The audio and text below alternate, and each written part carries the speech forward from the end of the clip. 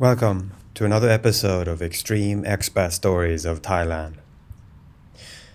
Dear Extreme Expat Stories team, I've been watching your channel for months now, and after seeing your recent video about retirement dreams gone wrong, I finally worked up the courage to share my own story. My name is Mikhail Miko Popovov. I'm 59 years old from Estonia, and I just returned from what has to be the most catastrophic expat failure you've ever heard. I'm still processing what happened, but I think other people need to hear this as a warning about how quickly paradise can turn into hell. Let me start from the beginning. By early 2024, I was completely burned out from 30 years as an insurance adjuster in Tallinn. Every day was the same gray routine. Wake up, process claims, go home, repeat. Estonian winters were killing my soul, and I'd developed what my doctor called seasonal depression. I was 58, divorced, and feeling like life was passing me by while I sat behind a desk calculating other people's losses. That's when I discovered Thailand through YouTube channels and expat forums. Every video showed the same thing. Older Western guys living like kings on tiny budgets. Beautiful weather year-round. Friendly locals. And adventure around every corner. I spent months reading success stories about retirees stretching 1,500 USD monthly pensions into luxury lifestyles. The math seemed simple. My small Estonian pension plus modest savings could buy me years of tropical paradise. I convinced myself this was my last chance at happiness. So in March of 2024, I did something completely insane. I quit my job without notice, sold my apartment, and bought a one-way ticket to Bangkok with about 45,000 US dollars in total savings. I packed like I was going on vacation, including a sarong I'd ordered online because I thought it would help me blend in. Looking back, that sarong perfectly symbolizes how clueless I was about what I was really getting into. The flight to Bangkok felt like escape from prison. I was finally breaking free from boring Estonian routine to start my adventure in the land of smiles. The plane descended through tropical clouds into Suvarnabhumi airport, and I actually felt tears of excitement. I was 58 years old and finally taking control of my life. What could possibly go wrong? Everything. Absolutely everything could go wrong. The humidity hit me like a wet blanket the moment I stepped outside the airport. I'd lived through Estonian winters my whole life, but Bangkok's heat was a completely different challenge. Within 10 minutes, my clothes were soaked through with sweat, and I felt like I couldn't breathe properly. The taxi driver looked at me with obvious pity as I gasped and fumbled with the air conditioning. I'd booked 3 nights at a guest house on Khao San Road because every travel blog called it the authentic Bangkok experience. What they didn't mention was the authentic Bangkok at street level is incredibly loud, chaotic, and overwhelming for someone expecting peaceful retirement vibes. My first night, I lay awake until dawn listening to tuk-tuks, street vendors, drunk backpackers, and what sounded like construction work happening directly outside my window. But I was determined to love it. I told myself this was just an adjustment period and that I'd adapt quickly once I found proper accommodation. I had this romantic vision of myself becoming one of those wise expat characters you see in movies, learning the language, making local friends, discovering hidden gems that tourists never see. The language barrier hit me immediately. I'd learned exactly 2 phrases. Sawadi kap for hello, and khop kun for thank you. That was my entire Thai vocabulary. I'd convinced myself that English would be widely spoken and that I'd pick up Thai naturally through immersion. Instead, I found myself pointing at food like a confused tourist and getting increasingly frustrated when simple interactions became complicated. Street food was an adventure in the worst possible way. I'd point at random dishes and hope for the best, ending up with soups that burned my mouth or mysterious meat preparations that my Estonian stomach couldn't handle. One particularly memorable meal involved what I thought was chicken, but turned out to be some kind of organ meat that made me sick for 2 days. I started carrying Pepto Bismol everywhere. The bathroom situations were honestly humiliating. Nobody warned me that toilet paper doesn't come in most stalls. It's on tables outside, and you're supposed to grab some before entering. I spent my first week doing awkward walks of shame, trying to mime my need for toilet paper to confused restaurant staff. And squat toilets. At 58 with bad knees. Let's just say it was a learning experience I never want to repeat. Finding an apartment was another nightmare. The places that fit my budget were either glorified closets or broken down studios with intermittent electricity and plumbing problems. I ended up in a 25 square meter room in a building that smelled like fish sauce and had cockroaches that seemed immune to every spray I bought. The air conditioning worked sporadically, and my first electricity bill was 600 baht for 1 week. I started panicking about how fast my money was disappearing. That's when I decided I needed to be smarter about integration. I signed up for Thai language classes at a community center, figuring I'd kill two birds with one stone, learn the language and meet people. My teacher was a lovely woman named Nim, 34 years old, patient and kind with my terrible pronunciation attempts. She was exactly the type of friendly local I'd imagined connecting with. Here's where I made my biggest social mistake. I completely misinterpreted Nim's professional politeness as romantic interest. When she helped me practice pronunciation, I thought she was flirting. When she invited me to group dinners with other students, I assumed they were dates. I was so starved for human connection and so desperate to feel wanted that I read romance into basic courtesy. I started buying Nim expensive gifts. Silk scarves from Chatuchak Market, gold jewelry, flowers every week. She kept accepting them politely while clearly trying to maintain professional boundaries. But I interpreted her politeness as encouragement. I was telling everyone at expat bars about my Thai girlfriend, and planning to propose after I got my visa situation sorted out.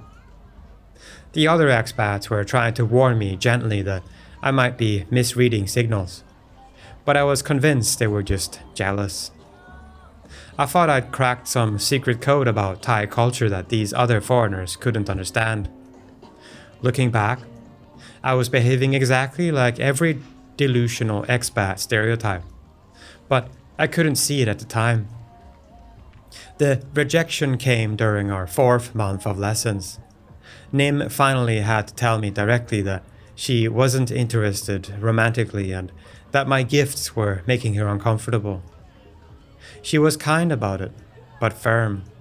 I'd misread every interaction and spent nearly $2,000 on someone who was just trying to do her job professionally. The embarrassment was crushing, and I stopped attending language classes immediately. Instead of learning from this humiliation, I decided that all Thai women were gold diggers and that I needed to focus on making money instead of relationships. This was exactly the wrong lesson, but I was too proud and hurt to see clearly.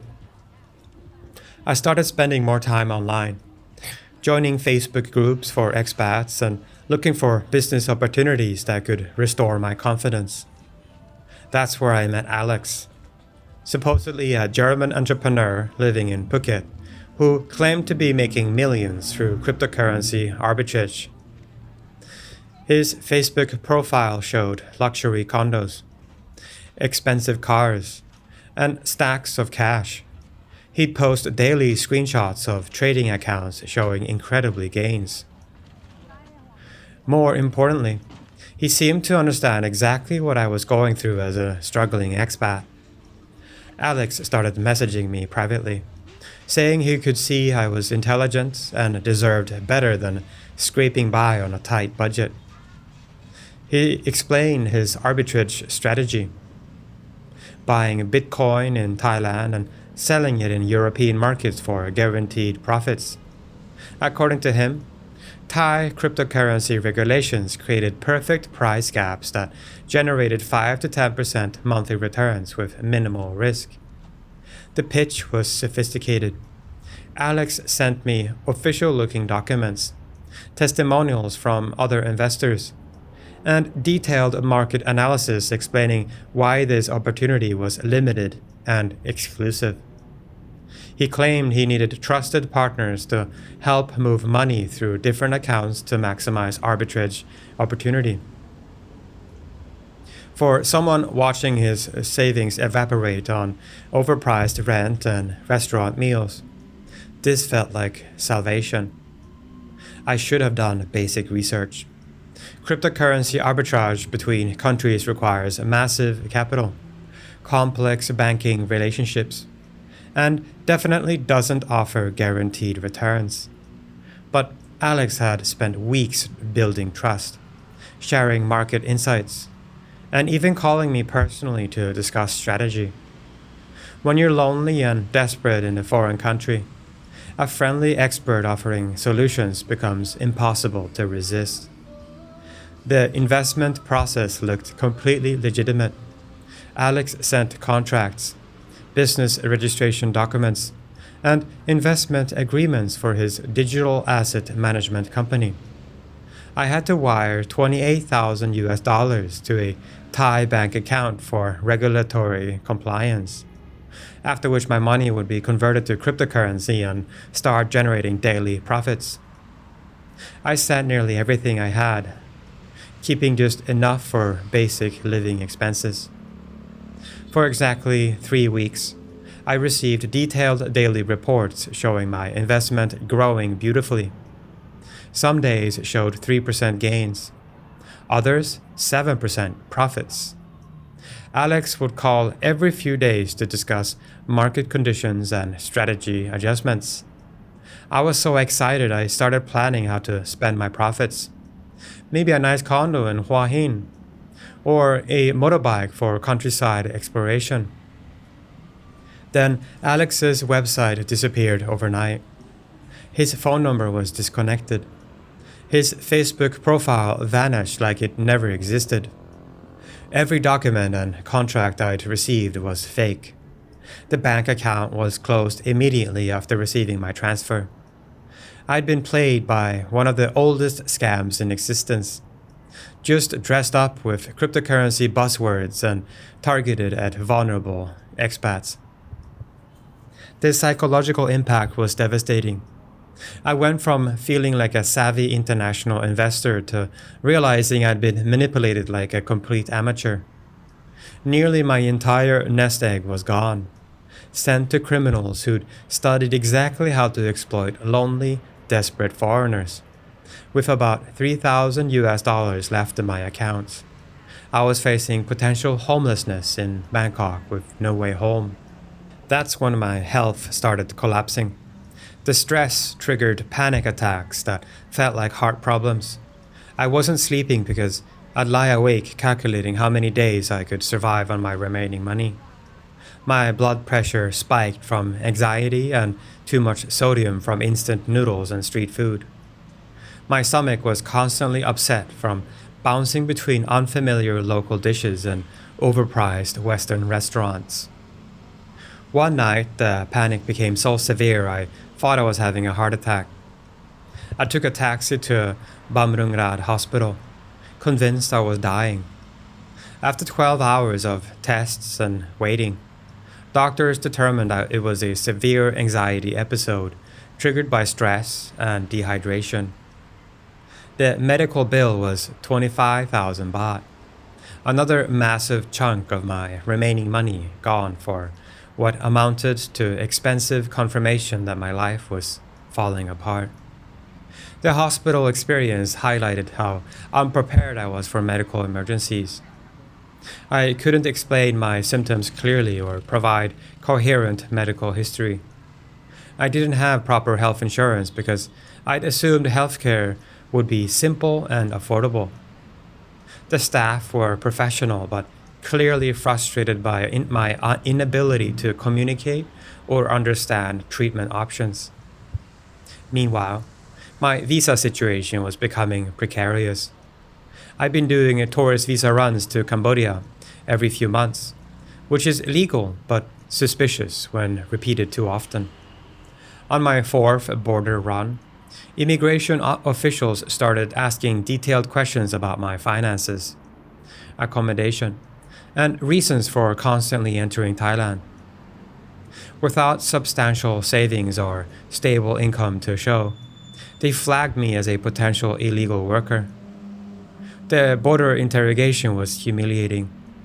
I had to explain that I was living in Thailand as a retiree but couldn't produce proper retirement visa documentation because I didn't have the required 800,000 baht bank balance. I couldn't prove steady income because I'd quit my job. Officials made me wait 6 hours before stamping my passport with warnings that future entries would be scrutinized carefully. Back in Bangkok, my living situation was deteriorating rapidly. The air conditioning in my studio apartment died completely during a heat wave. My landlord spoke minimal English and seemed annoyed whenever I complained about maintenance issues. I spent 3 days sleeping in internet cafes because my room was uninhabitable. The cockroaches had multiplied despite expensive pest control treatments, and the building's water pressure was inconsistent. Social isolation was killing me slowly. The expat community I'd hoped to join was either much younger backpackers or much wealthier retirees who could afford proper visas and nice housing. I felt caught between worlds. Too old for the party scene.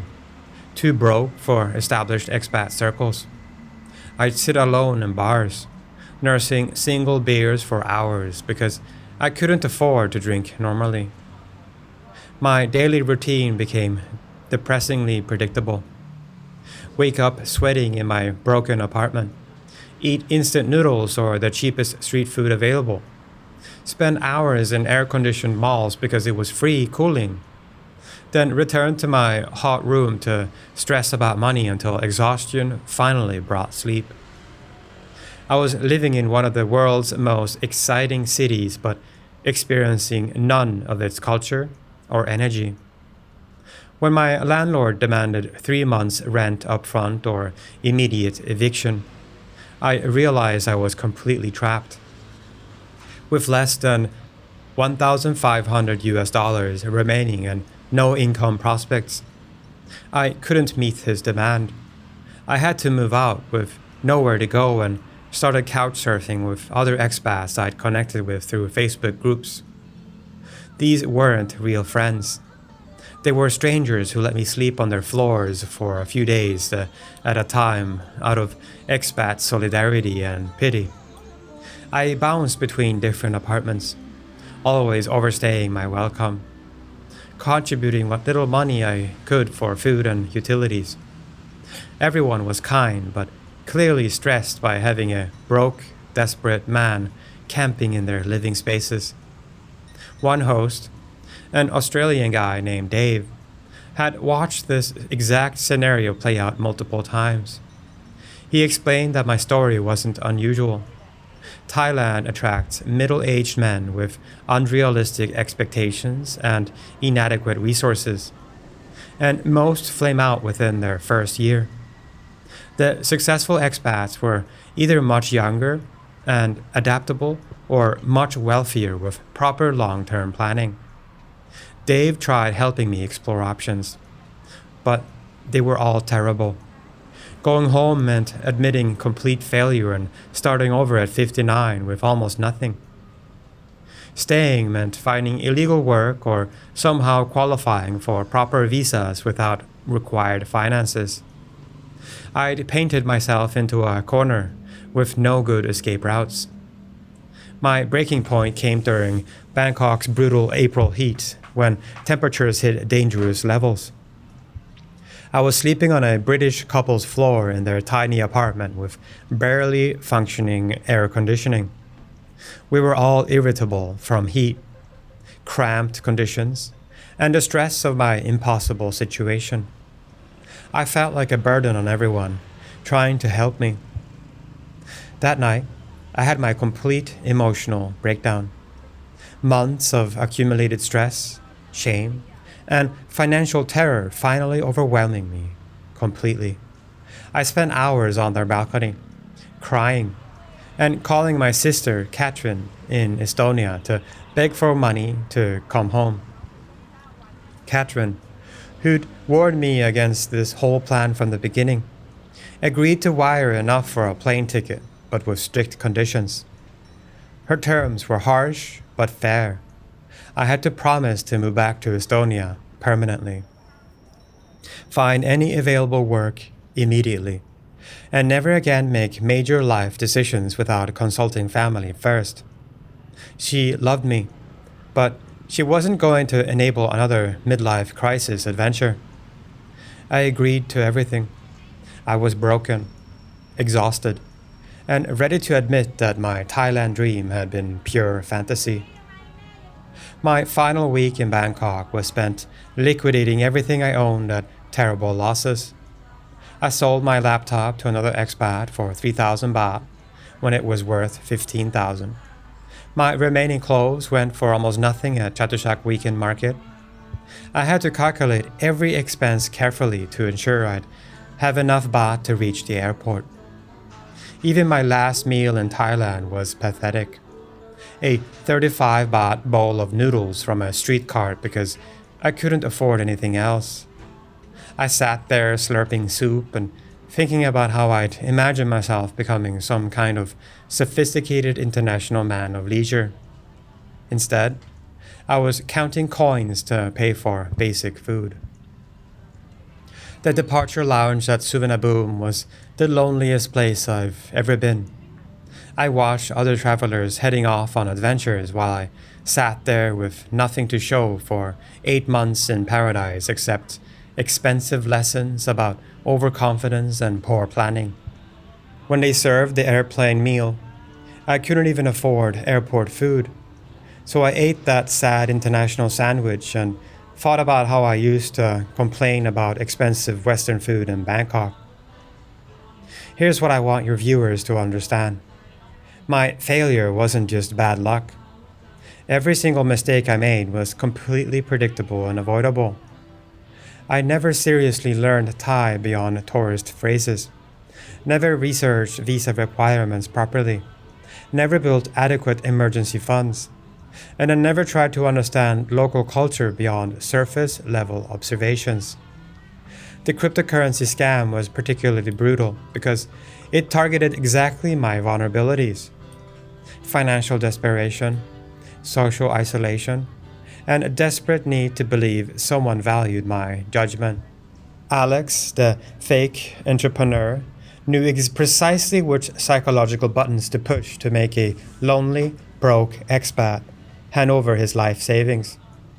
These scammers study their marks and customize their approach perfectly. My experience with Nim, my language teacher, shows how cultural misunderstandings compound other problems. I mistook Thai politeness for romantic interest because I didn't understand social context. What seemed like personal attention was just professional courtesy, but my desperation for connection made me misread every interaction. This created embarrassment and isolation that made me even more vulnerable to scams. The health crisis at Bamrungrad Hospital demonstrated how quickly medical emergencies became financial catastrophes when you can't communicate clearly and lack proper insurance. What should have been manageable anxiety treatment became a 25,000 baht disaster because I couldn't advocate for myself or understand my options. My housing disasters were entirely predictable too. Cheap accommodation for foreigners comes with serious trade-offs that aren't obvious until you're living with them daily. Broken infrastructure, minimal landlord service, and pest problems are standard features of budget expat housing. I thought I was being smart by saving money, but I was actually making my life miserable. The visa troubles highlight how precarious legal status becomes for unprepared expats. Immigration officials are trained to spot tourists who are essentially living illegally through repeated visa runs. My inability to show substantial savings or stable income made me look exactly like someone trying to circumvent the system. Financial burn rate was much higher than any online calculator suggested because nobody mentions the full cost of expat living. Beyond rent and food, there are visa fees, health expenses, transportation costs, communication bills, and the inevitable foreigner tax on most goods and services. Living cheaply in Thailand requires local knowledge and language skills that take months to develop. Social dynamics in expat communities are more complex than most people realize. Established expats view newcomers with skepticism, especially those who seem unrealistic about local conditions. Building genuine friendships require shared interest and mutual respect, not just shared nationality. My obvious desperation for connection made me seem needy rather than friendly. What really bothers me is how easily this could happen to other middle-aged people facing similar life dissatisfaction. The escape to paradise fantasy is incredibly powerful when you hate your job, struggle with expensive living costs, and feel like youth is slipping away. Thailand's marketing as an affordable tropical destination feeds directly into these fantasies without acknowledging real expat challenges. The most heartbreaking part is that my core instinct wasn't completely wrong. Thailand really can be an amazing place to live for foreigners who approach it thoughtfully and respectfully.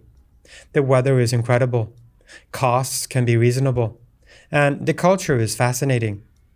But it's not a magic solution to personal problems, and it's definitely not a place where you can improvise without serious consequences. Looking back, I realize I treated international relocation like an impulse purchase rather than a major life decision requiring months of preparation. I should have spent 6 months learning basic Thai before even moving. I should have researched proper retirement visa requirements and saved accordingly.